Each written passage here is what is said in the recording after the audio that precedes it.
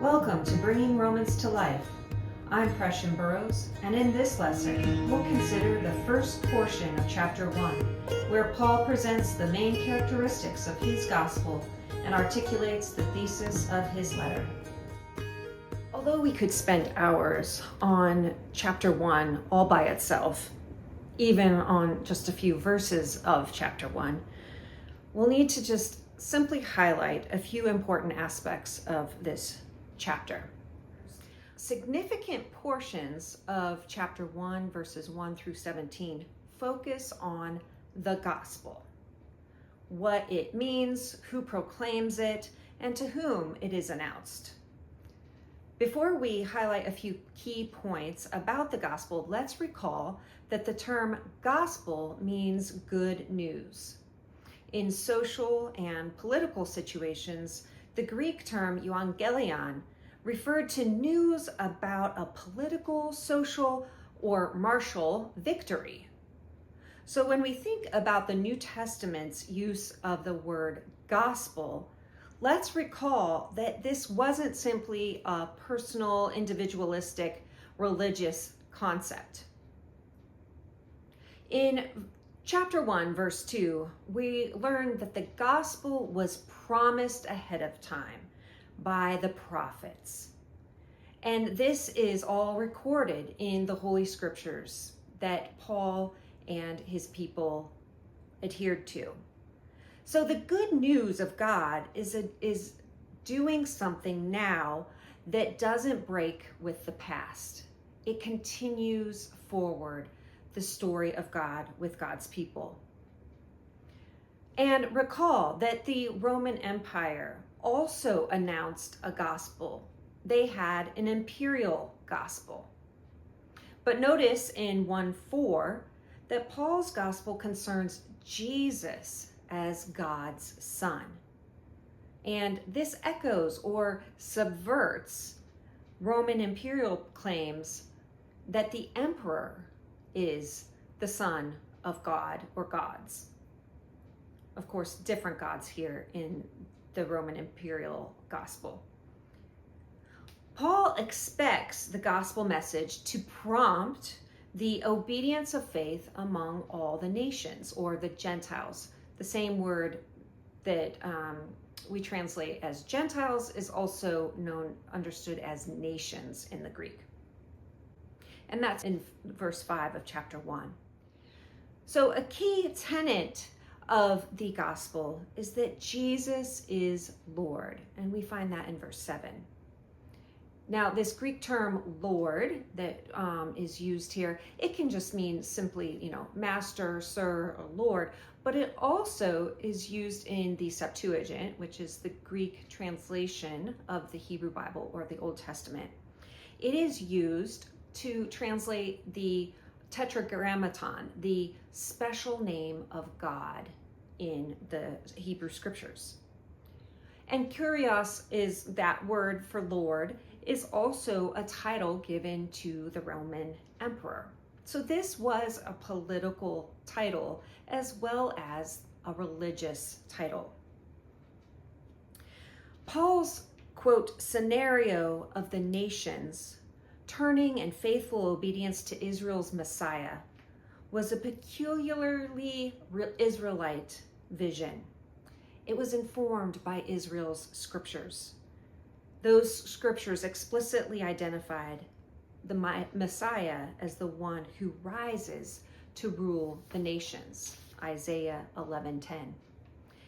An irreducibly political phrase that Paul quotes at the climax of the chain of scriptures in Romans 15:7 through 13.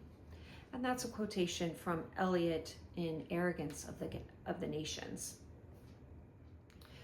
Then Paul turns to give some more personal greetings to the Christians in Rome and to explain how much he longs to go and visit them. But we turn our gaze again here to verses 14 through 17. And in verses 16 and 17 specifically, we get Paul's thesis statement, the core claim that he makes in Romans. And there's a lot to unpack here, but let's note some general observations first. In verses 14 to 15, Paul considers himself to be in debt to Greeks, and at the time, Greeks would have been seen as the cultured people, the esteemed people, and Paul is indebted to barbarians, the people who were denigrated, were disdained and feared, fought against, and belittled. So he's indebted to both of those types of people, as well as the wise and the ignorant. In verse 16, Paul says that he has no shame about the gospel, which when we think about it is rather astonishing, since the gospel is about a man who was crucified as if he were a criminal by the Roman state. And then verse 16 again, the gospel is related closely to the power of God for salvation. And this salvation is for all the ones with faith, or who are faithful. It's for Jews who are first among the faithful, and also the Greeks. And verse 17, the gospel reveals God's righteousness, rightness, or justice. And we'll talk about this more. So in order to understand Paul's thesis statement here better, we need to address two hotly debated terms that appear in these verses and throughout this letter. These words are righteousness and faith. So first, the term we often translate as righteousness, it's quite important. So in Greek, this single term can actually mean both righteousness and justice. So what we find here is that English can't have this one single term in all of the different parts of speech to encapsulate the Greek idea. And instead, we get these two different terms used at different places. And that can be confusing to us because they denote different types of concepts. So what we discover is that a primary source of our interpretive differences and difficulties arises from the English language itself. When we think about translating the Greek word group meaning righteous or just, which is the Greek word dikai, that's the stem, English just doesn't have a consistent word and word group to translate it.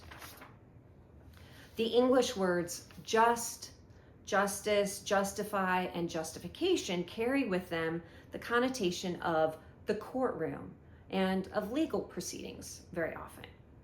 We might think of justice as depicting our horizontal relationships with people and the rest of creation.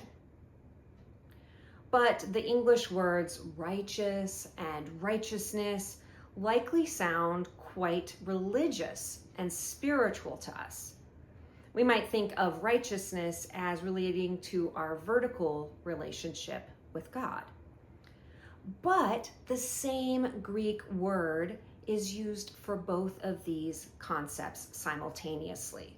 And both of these directionalities are incorporated in that one Greek term. What's more, the Hebrew word group that the Greek term dikai will translate throughout the Septuagint, it has strong relational connotations. So righteousness, justification, justify, all of these related words entail a process of being set in a right relationship. It brings to mind all that might be involved in creating right or just relationships between God and humans, humans and humans, and humans and non-human creation. So from a Hebrew or biblical perspective, justification and righteousness, or making things right, entails restitution. It entails practical changes in how we relate to one another. It isn't just a legal fiction. Thus, the gospel, the salvation of God, is not simply offering a rectified spiritual status, but a rectified actual condition. The second word group we need to clarify in this passage is the group of words translated often as faith or have faith and believe. This word group also comes with its own linguistic challenges. Again, in this situation, English doesn't have a one word stem that can consistently translate all of the various parts of speech. It doesn't have a verb. English doesn't have a verb for faith. So translators usually use the verb believe. But this ends up sounding more cognitive than the Greek perspective. Sometimes translators use the helping verb have as have faith, but that's as if faith is some possession that may not affect us holistically. So instead, the scriptural concept of faith entails action as well as belief. It could be better translated with the word fidelity. Fidelity entails trusting someone and acting in congruence with that trust. The biblical concept of faith has a relational and practical connotation. It's in the sense that with all my heart, emotions, and rationality, all of who I am, I trust in God. I have faith in God. And I actively remain faithful to God in my every choice, thought, and action. There's so much more we could discuss about these important first verses of the letter. But let's wrap up this lesson by recognizing that the end of verse 17 is actually a quotation from Habakkuk 2:4. A literal rendering of Paul's quotation is, "The righteous one from faith shall live." Now, we'll encounter this phrase, from faith, repeatedly in Romans. It actually acts as a catchphrase throughout this letter. As I've explained in a short commentary on Romans in the Wesley One Volume Commentary, according to 1:17 and the subsequent argument throughout Romans, one attains God's righteousness from faith. This, moreover, empowers a person to live. And that reference is not only to new life now, but resurrection life in the future. So with all of this in mind about the gospel, I invite you to reflect on its meaning in your life, in your faith, and in your practice. If you feel comfortable sharing your reflections, please post them in the community discussion in response to the prompt there.